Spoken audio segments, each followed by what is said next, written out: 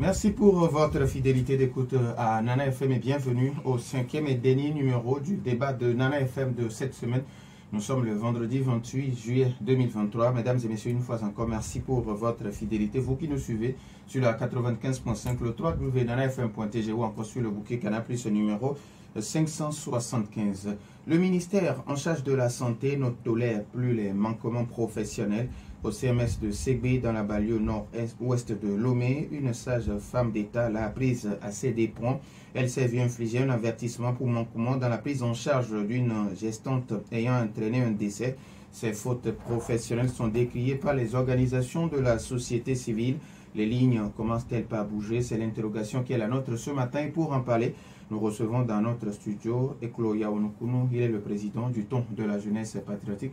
Monsieur Nukunu, bonjour. Oui, bonjour à vous, monsieur Lambert, et bonjour à tous les auditeurs, auditrices de la 95.5. Alors, les auditeurs, vous avez donc la possibilité d'intervenir dans ce débat sur nos deux numéros à partir de 7h35 minutes, 91 09 71 71 ou le 96 61 58 58 avec Stan Teko à la mise en œuvre. Je m'appelle Norbert Djouradi.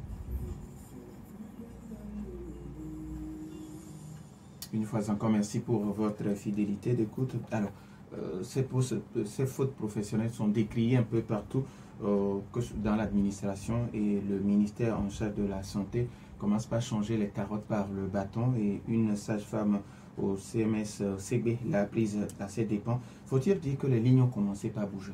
Écoutez, monsieur Norbert, il faut d'abord toucher du doigt que bon, ce n'est pas maintenant que le ministère de la Santé ou même, je dirais, le gouvernement pris à bras le corps cette situation qui prévalait depuis un certain nombre d'années où les citoyens ont lancé des cris d'alerte et où il y a eu tellement de victimes. Et donc, il a fallu que le gouvernement prenne ses responsabilités. Nous pouvons dire qu'aujourd'hui, il y a une certaine amélioration par rapport d'il y a 10 ou 20 ans plus tôt. Il y a eu quand même une certaine amélioration lorsque le gouvernement ou le ministère de la Santé s'est mis debout pour que l'accueil dans les centres hospitaliers soit ce qu'il faut. Et donc, je crois qu'il est urgent de jouer toujours et encore un travail de veille. Un travail de veille. Et je me demande si le ministère s'est donné des cellules qui doivent remonter des informations sur des comportements irréguliers observés auprès des agents de santé. Je me demande parce que ce rôle de veille-là, il faut des éléments qui constituent des moyens pour assurer ce rôle de veille, de manière à ce que l'amélioration puisse toujours s'accentuer à la grande satisfaction des usagers, des malades qui fréquentent nos centres hospitaliers. Et donc, en ce sens-là, je crois que il y a toujours du travail. On ne peut pas dormir sous les lauriers. Il y a toujours du travail et exactement, bon, on peut dire qu'il y a des brebis galeuses, comme par exemple ce cas du CMS de Ségbé dont vous faites mention. Et ma foi, je crois que les responsables, ceux qui sont à la tête de ces centres hospitaliers-là, ils doivent aussi jouer un rôle prépondérant, toujours dans le rappel des règles déontologiques au personnel. Et ils doivent toujours veiller.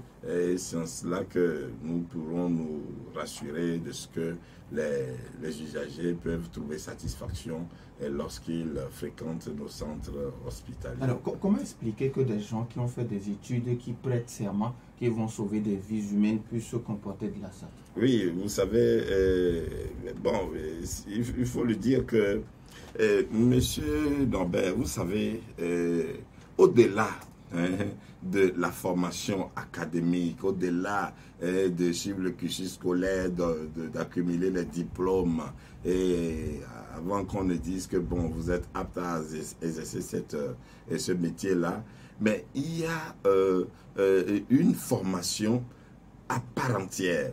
Et c'est en cela que nous, au Ton de la jeunesse patriotique, nous avons toujours martelé qu'il est temps que le gouvernement prenne des dispositions pour mettre en exergue les psychologues, au niveau de l'administration.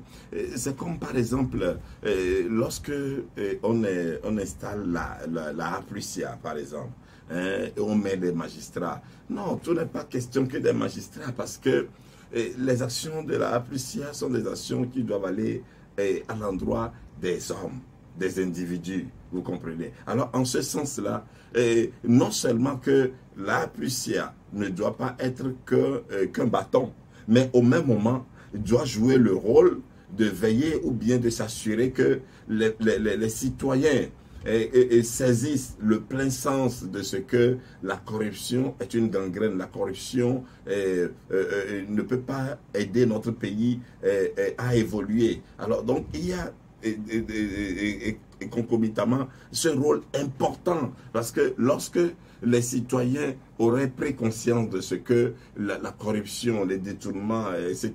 ne nous favorisent pas et que ça aurait diminué, il y aura moins de boulot pour la Aplucia. Alors donc, c'est de la même manière, tous ceux qui obtiennent des diplômes et qui doivent intégrer l'administration, les différents services, soit au niveau de chaque département administratif, il faut qu'il y ait une cellule ou bien qu'il y ait un psychologue qui soit à même d'encadrer, de reformer les prestataires dans dans un état d'esprit, un état d'esprit qu'il faut au profit des usagers. C'est très très important, parce que sinon, avec ça, et je suis rassuré que nous aurons des résultats qu'il faut. Bon, et en plus de ça, parce que vous savez, dans notre pays, ne nous mentons pas, il y a tellement de contingences, il y a tellement d'appréhension, il y a tellement de choses là où il y en a peut-être dans l'administration, certains qui se voient et qui s'illusionnent l'important parce que ayant d'affinité avec telle formation politique ou avec telle,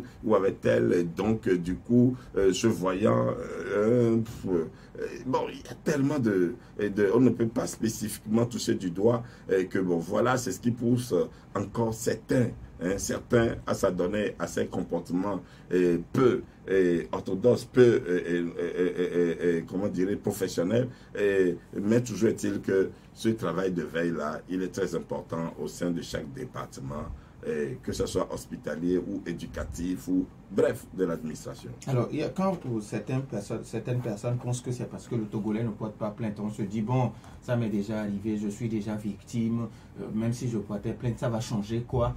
Vous ne voyez pas que c'est ça aussi qui fait que les uns et les autres ne prennent pas conscience de la responsabilité qui est le leur? Bon, vous savez, là, maintenant, vous évoluez sur un terrain beaucoup plus global, beaucoup plus général, qui interpelle, du coup, notre manière, notre niveau, etc. Alors donc, vous savez, la société est composée de plusieurs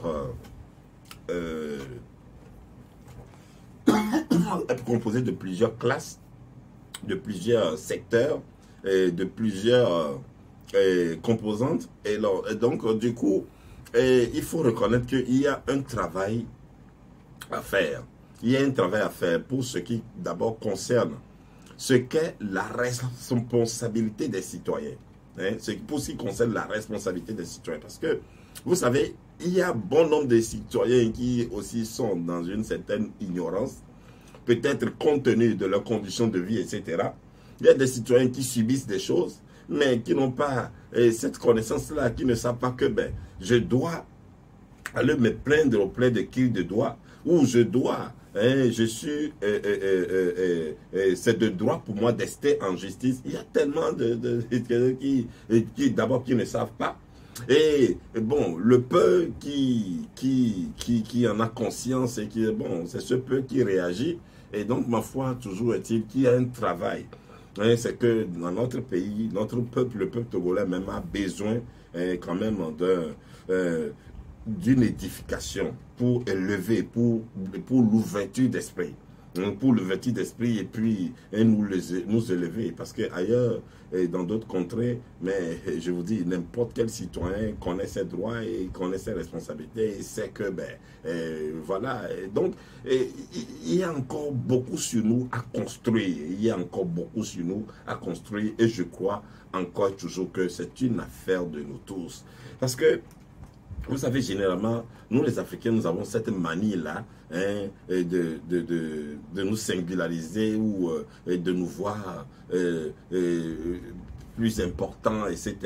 Or, c'est de l'ignorance parce que si nous avons vraiment conscience que la constitution de notre pays nous incombe à tous et que nous devons en toute solidarité, conjuguer nos efforts, nos énergies. Alors, vous comprenez que lorsque quelqu'un a la teneur ou bien a la connaissance de quelque chose, il ne voudra pas être le seul hein, à le garder pour lui et ou à jouer ou à s'illusionner quel important, non. Mais il se mettrait au service de la communauté, de la cité, pour que ce dont il a connaissance, qu'il puisse le partager hein, avec. Et c'est comme ça que nous pouvons nous construire et c'est comme ça que nous pouvons évoluer. Alors donc, c'est vrai aussi que vous verrez que il y a très peu qui sont motivés à militer dans les organisations de la société civile pour apporter leur contribution. Hein, il y a très peu. Bon, maintenant, ceux qui se retrouvent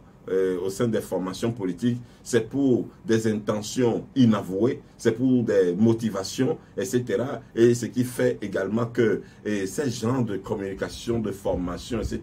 manquent au sein des formations politiques également. Alors donc du coup, c'est très important à ce que éclairer les citoyens et aider à ce que cette prise de conscience sur notre responsabilité, nos devoirs, soit quelque chose d'effectif parce que c'est autour de cela que nous pourrons sincèrement nous élever et élever notre pays. Alors, le ministère de la Santé pardon, a déjà montré la voie en sanctionnant. Donc, les autres ministères doivent également suivre le pas.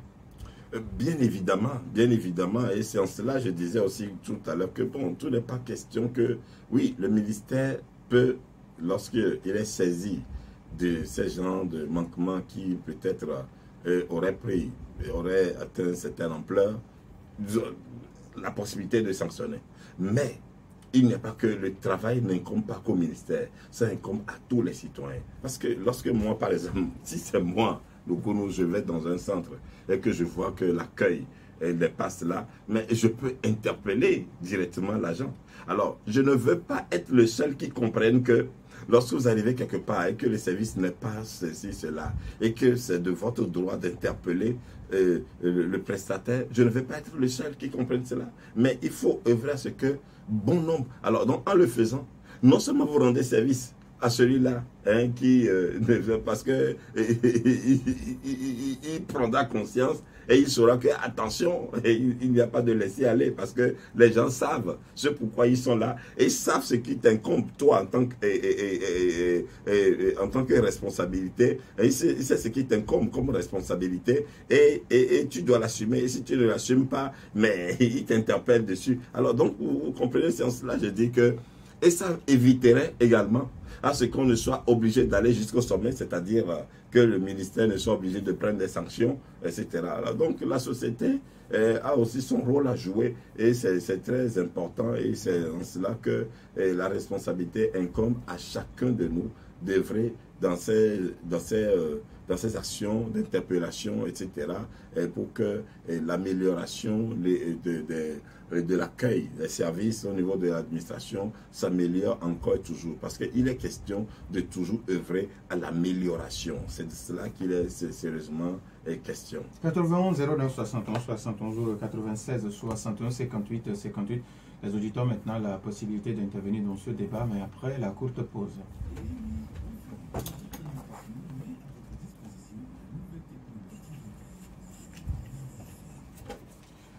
91 09 71 71 ou le 96 61 58 58. Nous avons un premier auditeur en ligne dans l'FM. Allô? Allô? Oui, bonjour. Pelé, comment allez-vous? Oui, allez-y, on vous écoute. Ah, bonjour, monsieur Pelé.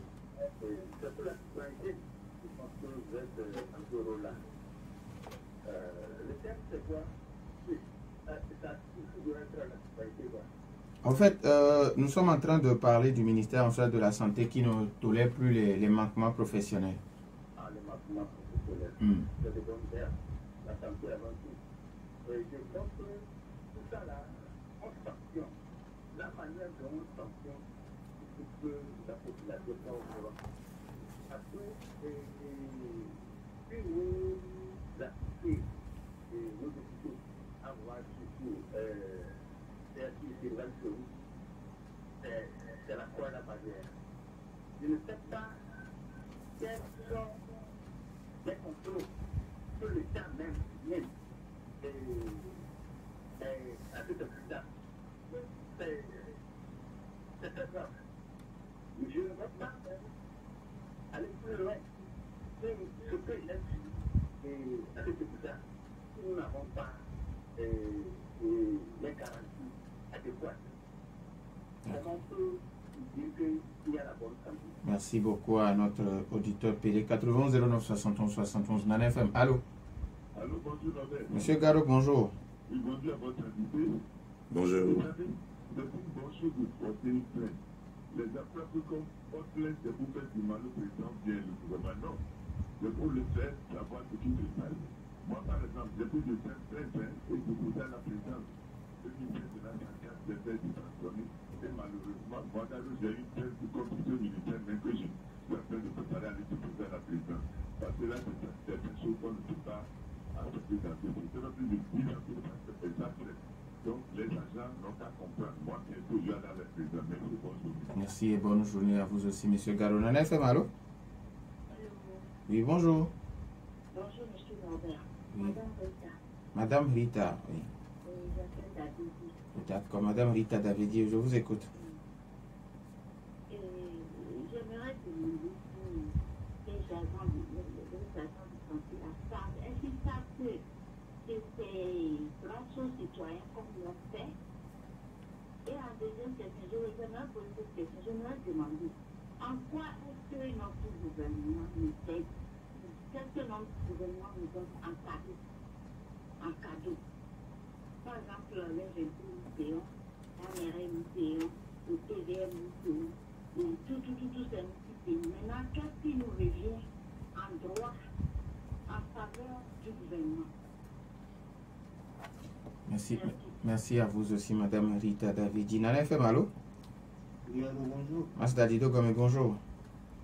Bonjour, monsieur Nicolas. Bonjour, monsieur Max. Et je voudrais faire une remarque Oui. et faire une proposition.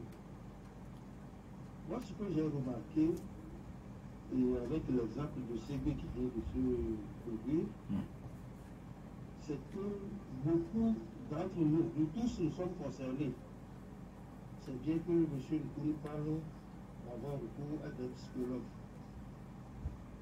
Beaucoup d'entre nous, quand nous avons des postes, nous confondons le poste qu'on nous a donné avec notre individu. Par exemple, pour les sages-femmes, souvent nos bonnes dames les appellent maman, maman, maman. Et elles se croient supérieures, alors que c'est des prestataires. Elles sont payées pour ça. Je vais prendre un exemple aussi très, très courant. Les chauffeurs des taxis, des transports en commun et autres, ils vous racontent quand vous voulez voyager. Mais une fois que vous êtes dans le véhicule et que le véhicule démarre, ils deviennent tyrans. Quand vous dites qu'on ne doit pas faire de surcharge, il va me demander est-ce que vous prévenez quoi? Des tas de trucs comme ça. Il y a une confusion. Donc c'est là effectivement où il faut avoir des psychologues. Mais là où il est placé, je ne peux pas le dire. Ma proposition, elle est la suivante. Est-ce qu'il ne serait pas bon, comme on a fait pour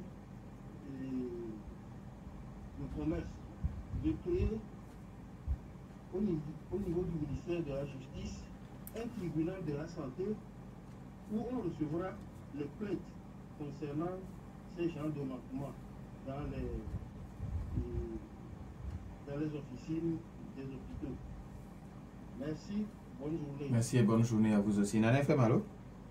Oui, bonjour Michel. Oui, bonjour, M. Norbert. Oui. C'est Michel. Oui, oui. Et bonjour à notre invité, M. Moukoum. Bonjour. Oui, je crois que le problème de la corruption, et pour lequel le ministère de la Santé veut saisir, je crois que c'est de bonne guerre. C'est une très très bonne chose. Et ça doit être appliqué partout, pas seulement au niveau du ministère de la Santé. Vous savez pourquoi? C'est parce que dans notre pays, on met les gens au poste par militantisme ou bien par des politiques. C'est en fonction, c'est parce qu'on est ici, qu'on vous propose ici, ou bien parce que vous êtes non militant. Je vais vous donner des exemples. Il y a quelque chose qui s'est passé à Moipé, au CG Moipé, où il y a quelqu'un qui fait l'élevage des porcs, tout juste à côté du collège, mais qui répond que l'odeur est soutenable partout. Et les gens l'ont approché plusieurs fois du directeur, tout ça là, vous savez ce qu'il a dit. Il dit, on n'a pas à le convoquer là où les gens veulent. Et que c'est eux, quand on dit unir, c'est eux. Vous voyez? Donc, il faut que les gens, ça veut dire que si les gens comprennent que quand on parle de la patrie, ce n'est pas une affaire de militantisme, ni affaire d'ethnie, de quoi que ce soit. Vous allez voir que ce problème allait être déjà résolu en partie. Parce que également, on allait commencer par sanctionner. Et on ne sanctionne pas les gens tout simplement parce que les gens se disent, ah, celui qui nous aide à faire X, Y pendant la campagne, il est des autres. C'est comme ça des mots. Et donc, il faut que le ministère, que les autres ministères suivent les pas du ministère de la Santé. Moi, c'est comme ça que je vois. Et c'est une très bonne chose qu'on apprécie. Merci beaucoup à Michel. Nana FM, allô? Allô? Oui, Armand, bonjour. Bonjour, madame. Oui, allez-y. Bonjour à l'équipe. Bonjour. Il faut faire nos responsables. Il faut, surtout quand on dirige une corporation, un groupe de personnes, il faut donner l'exemple.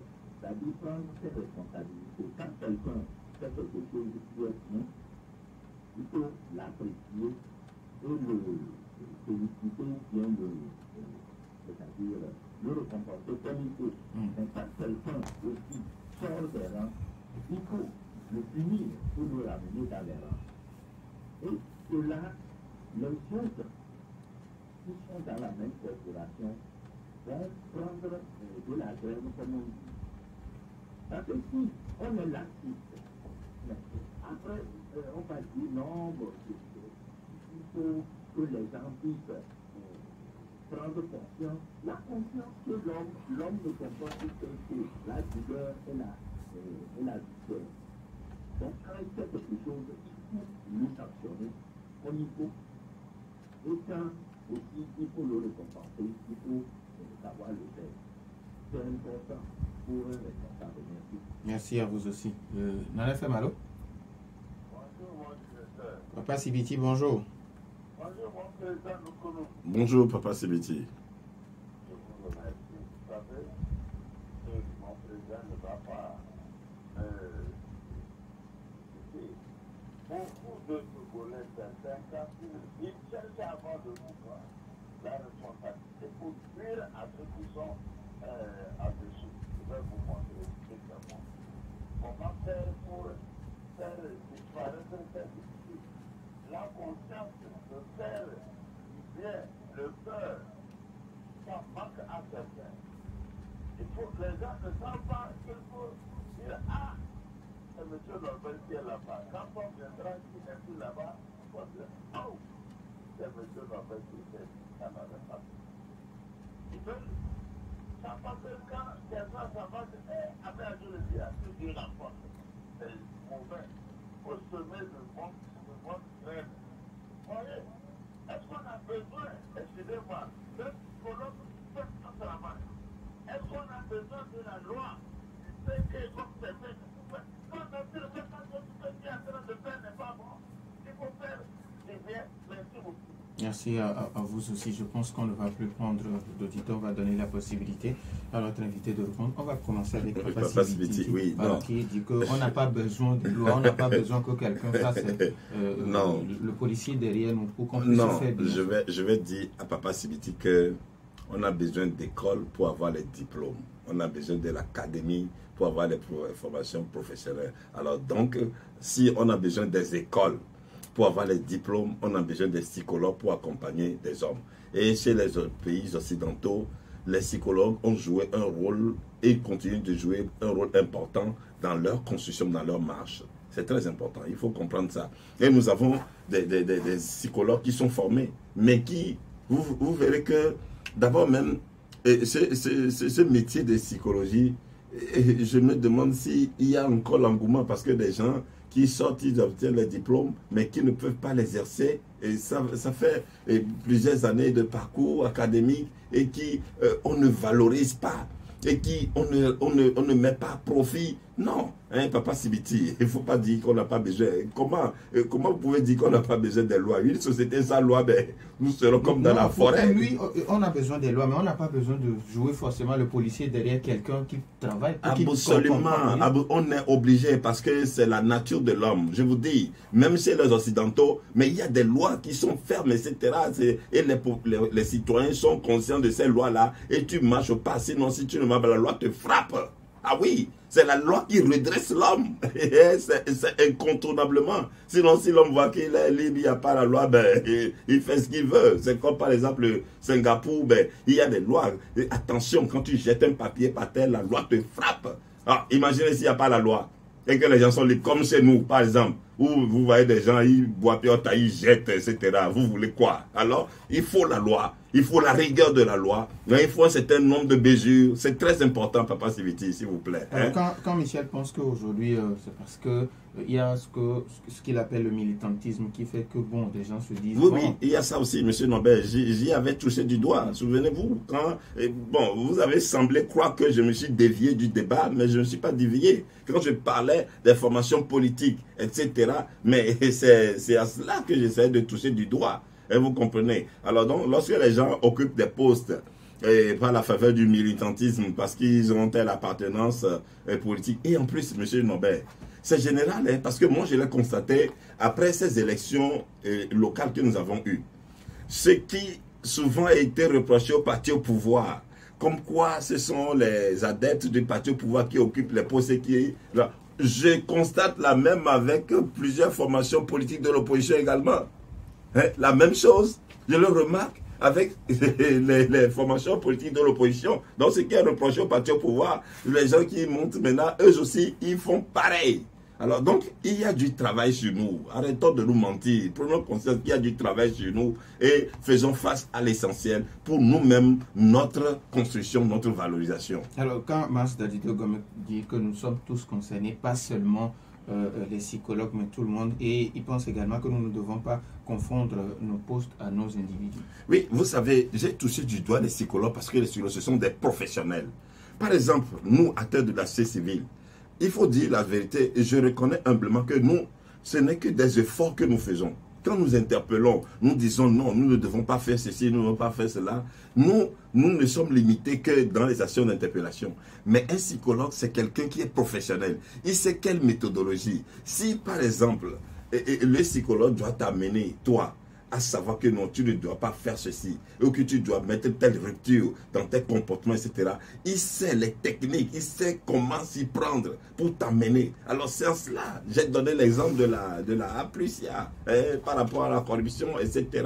Vous comprenez? Donc, les psychologues, ce sont des professionnels. Si nous faisons un peu l'expérience des psychologues, nous les déployons, et on dit que ce n'est qu'à l'œuvre qu'on reconnaît l'artisan et on pourra évaluer. Mais si rien ne se fait, puis bon, du coup, on veut faire de polémique et tout, et comment est-ce que, bon, là, la situation prévaut et nous évoluons dedans comme ça toujours. Et donc, ma foi, je pense qu'il faut explorer toutes les issues, toutes les voies pour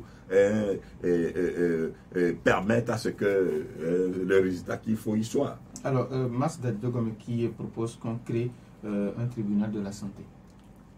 Bon, un tribunal de la santé, je n'ai encore eu vent dans aucun pays au monde. Je sais que le parquet, les instances, quand il y a des fautes professionnelles qui rentrent dans le pénal, il y a le pénal qui s'en occupe. Et s'il y a au niveau du tribunal d'instance également, s'il y a des trucs là, bon, maintenant, à la différence du tribunal du commerce, c'est que là, c'est plus étendu, il y a des traités, etc.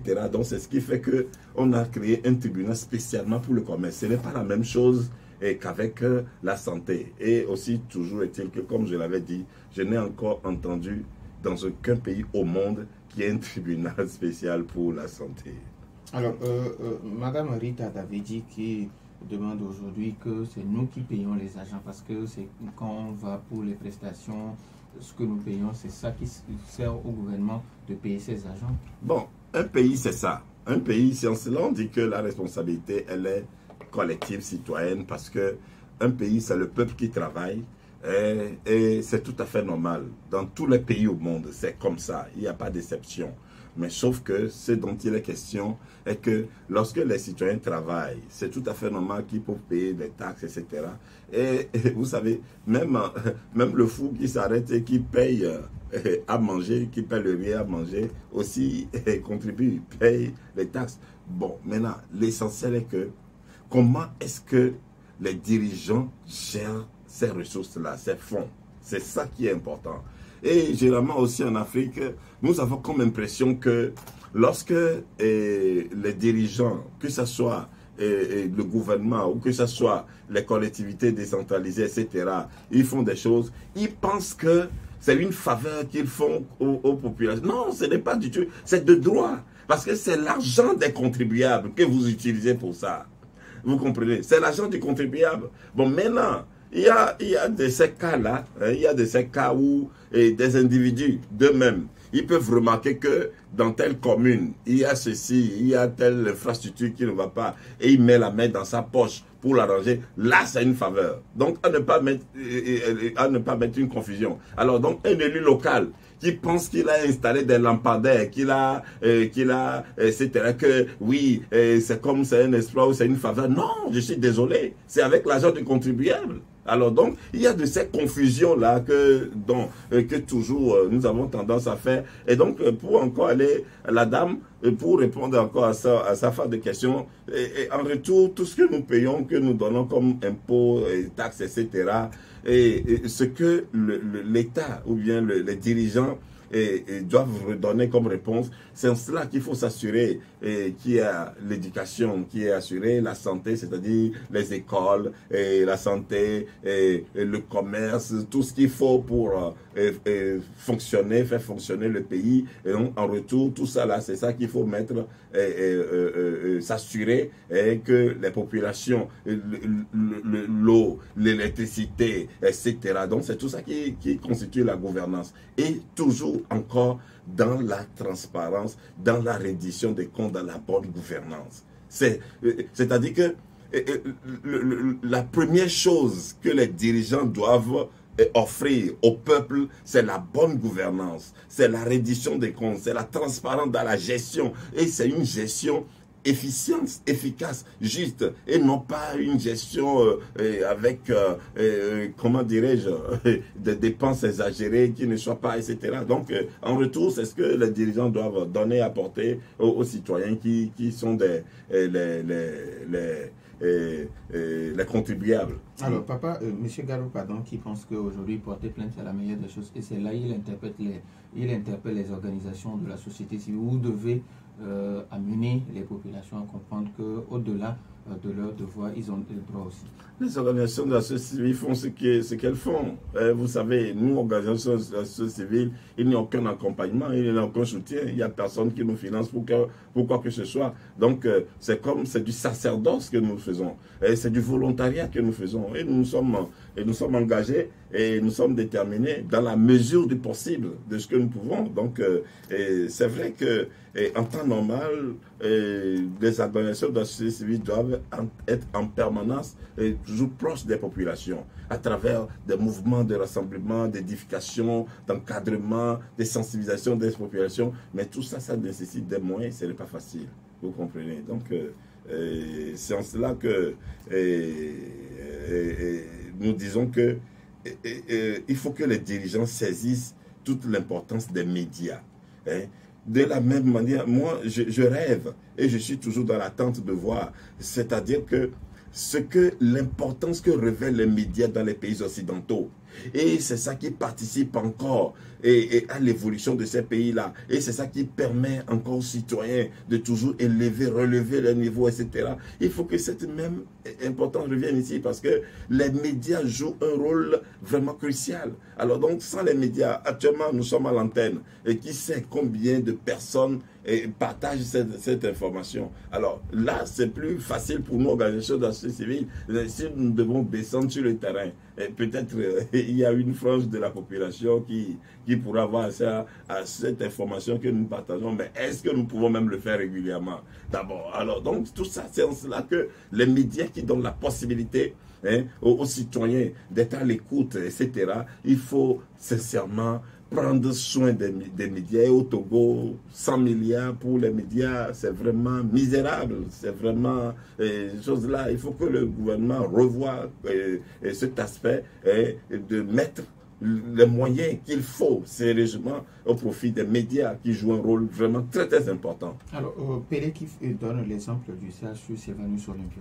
Oui, non, ce que je retiens plus de Pelé qu'il a dit et qui est important, c'est que il faut que ces sanctions prises soient connues des populations.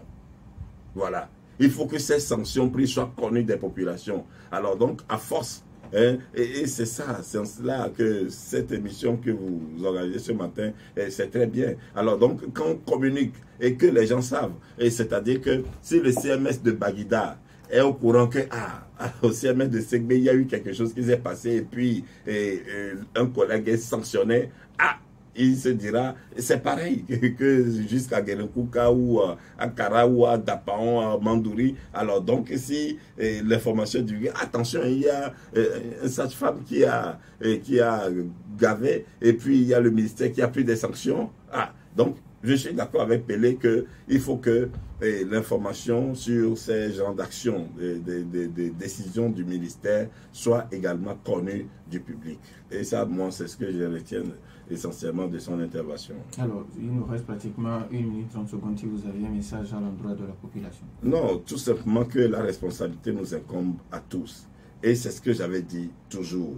Si vous, toi, en tant qu'individu, tu as la notion de quelque chose, ne te dis pas que oui, tu l'as, c'est toi qui le connais. Non, bats-toi pour que ton frère à côté, pour que des gens qui sont autour de toi aussi aient cette même connaissance, cette même information. Et aussi, de deux, je veux encourager les citoyens à vraiment s'engager beaucoup plus dans les organisations de la société civile pour jouer un rôle pour la société que de toujours ne voir d'importance qu'au travers des formations politiques et qui sont à caractère d'intérêt de tous ordres. Alors, la société civile, c'est pour la société. Alors donc, j'encourage les gens à vraiment à faire le choix d'être présents, de militer dans les organisations de la société civile au profit de la société et de nos communautés. Nous disons merci à Yao Kromukunu, il est le président du Ton de la jeunesse patriotique. Merci également à vous, chers auditeurs, pour votre fidélité d'écoute à cette émission. Fin de ce débat, mise en onde par Stan Teko. Je m'appelle Norbert Djouadi. Bonne suite de nos programmes.